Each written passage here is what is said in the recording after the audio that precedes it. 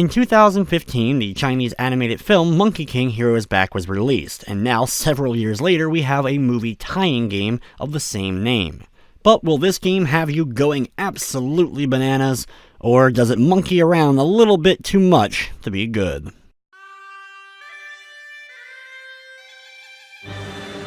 Monkey King: Hero is Back is very much based off the legendary Chinese novel of Journey to the West. In the game, you're taking the role of Sun Wukong, who was frozen and now is freed to stop an evil force. You're joined by a few friends along the way, and while it's based off of the film, you don't have to have seen it, of course, to understand what's going on, and in a lot of ways, it's a bit different from that film.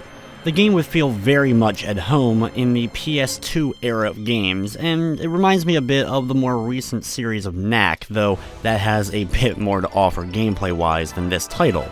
I have to start by saying the strongest part about Monkey King is the visual department. It's a very beautiful looking game, very colorful, all the character models look nice, there's some nice effects and the like, and it was an absolute joy to play through this one, at least from the visual standpoint. I wish the beauty carried over fully to the gameplay, which is serviceable, but far from fantastic. The game is mostly a beat-em-up style, a lot of attacking by just mashing either the light or heavy attack. You get some more moves and combos that you can extend farther into the game, but for the most part it's kind of basic. The game also unfortunately has a very limited supply of enemies, including even the bosses, as all are repeated except for maybe the final boss of the game. The game is very linear and doesn't really have a lot of exploration. Areas, though, are a bit large. You'll have to do a lot of exploring multiple pathways. A lot of times you'll come to a locked door, have to go down one path, defeat an enemy and get a key, then come back and go down a different path, get another key, and then finally returning in order to unlock the door. Sometimes you'll have to find secret things to climb up on, to hit switches and the like, but very kind of basic stuff. Nothing difficult as far as figuring out where you need to go and how to get there. While combat may not be that inspired, at least it's not bad to play. Attacks work well, there's a little bit of impact when hitting things, as well as there's a nice dodge roll that negates damage. There's lots of invincibility frames when you do dodge, so getting out of the way of enemy attacks and fighting some of the tougher bosses at least was enjoyable for the most part, even with the basic gameplay. By defeating enemies, you'll be able to earn some points that you can then spend to upgrade various skills.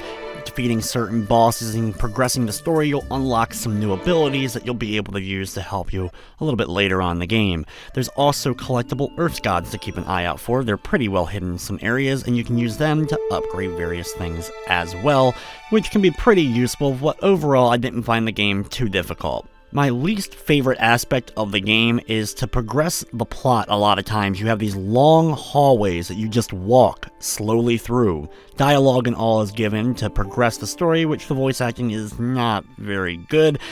But either way, these segments really slow the game down and happen too frequently for my liking. The game isn't extremely long, roughly about 7 to 8 hours in order to see it through.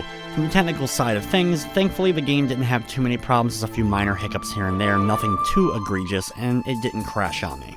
Monkey King: Hero is Back is available on the PlayStation 4 for $39.99, and it does feature a Platinum trophy.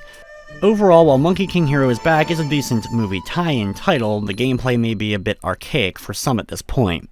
With everything said, I'm going to be giving Monkey King: Hero is Back on the PlayStation 4 a 6 out of 10. That's going to wrap up this review though. I'd like to thank you for watching, and of course, I hope you enjoyed.